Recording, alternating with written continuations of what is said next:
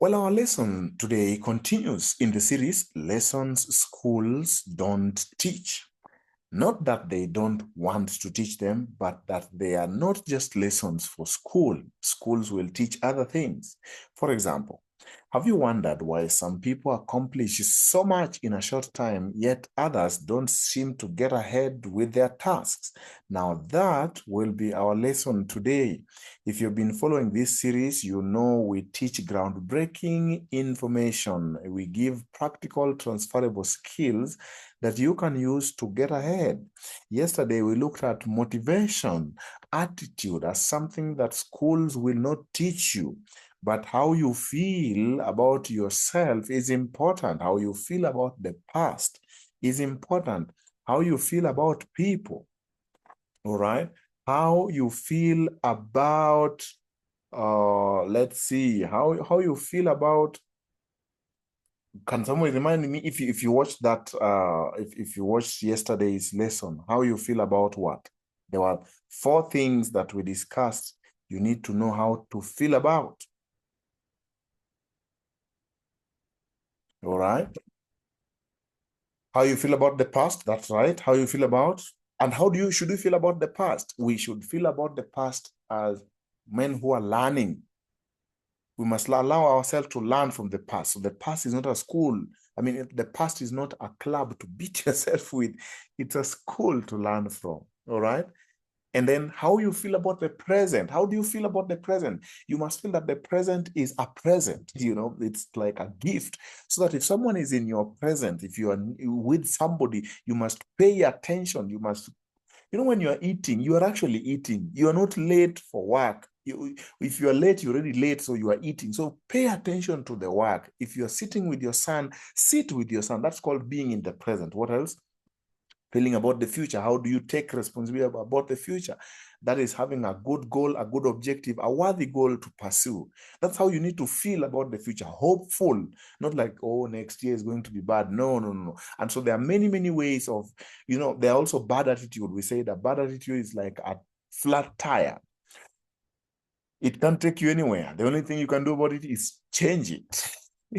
So there is attitude, there is feeling, how you feel, there is taking responsibility. And I think I need to talk about this here.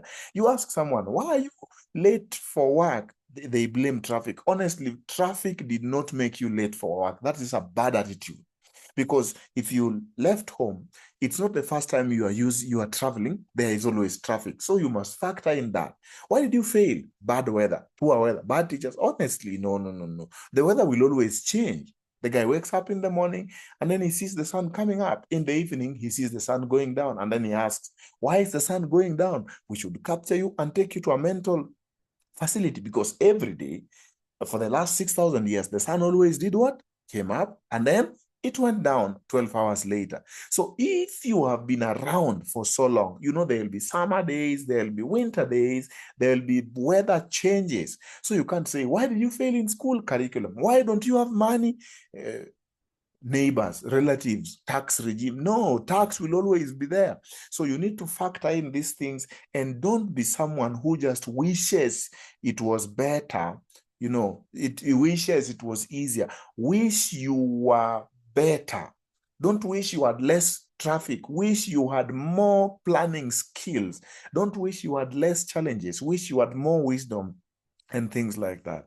So the attitude or motivation is what sets out certain animals in the ecosystem from others. They look at things differently. For example, a lion is not the strongest animal in the jungle. It's not even the fastest or the biggest, but the lion is the king of the jungle. It sees another animal. Every animal, it sees it as food. Let me tell you why attitude is important. You need to know that the attitude is the sum of energy and vitality that you bring to a task. How fired up you bring yourself to a task. And if you bring vitality, if you're able to maintain vitality even in your health and things like that, you will definitely do well. Because some people just don't do well because they don't feel well. So train your feeling. As you go to school, day one we learned about mindset. As you go to school to train your mindset, also go to school to train your heart set. Go to school to train how you feel. You don't just bring foul moods everywhere. You know, let me read this from inspiration. You think these are just my own thoughts. This is from an inspired writer. She writes so crisply on certain subjects like this. This is the book by Christ's Object Lesson, page 309 by Ellen White. She says, every soul is surrounded by an atmosphere of its own. Every person has an attitude. You feel it. Let me read on. An atmosphere. It may be charged with life-giving power of faith, courage, and hope, and sweet with fragrance of love. Now that's someone with a good attitude. Or it may be heavy, chilled with a gloom and discontent and selfishness. She has good words. Or poisonous with deadly taint of cherished sin. You see, Paul was one person. In another book, this is the same writer, Acts of the Apostle. You need to sample this writer's book. Just go to the nearest library online and get this. Page 510. Paul had a good attitude. No wonder he accomplished much in his life. Paul carried with him an atmosphere of heaven.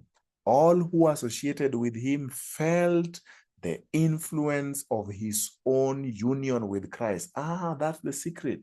How do we fine-tune our attitude? Union with Christ. The fact that his own life exemplified the truth he proclaimed. That's another way of building attitude. Drinking water, preaching water. It gave a convincing power to his preaching. Here lies the power of truth. Look at what she says about it. The unstudied, unconscious influence of a holy life is the most convincing sermon that can be given in favor of Christianity. An argument, even when unanswerable, may provoke only opposition. That means even if you get a very good attitude, a very good answer, a very good logical explanation, it might provoke opposition. But a godly example has a power that is impossible wholly to resist. That means a good attitude. When someone just looks at you and is like, that guy has a sweet demeanor.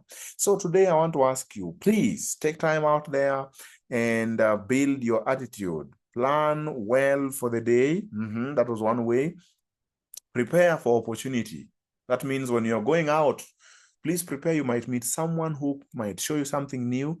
Okay, then dress well. Your dress reflects your attitude, but also you get a better attitude when you are dressed well. We said if you dress nicely, you'll go around greeting everyone and smiling. If you dress sloppy, it will affect your attitude, right?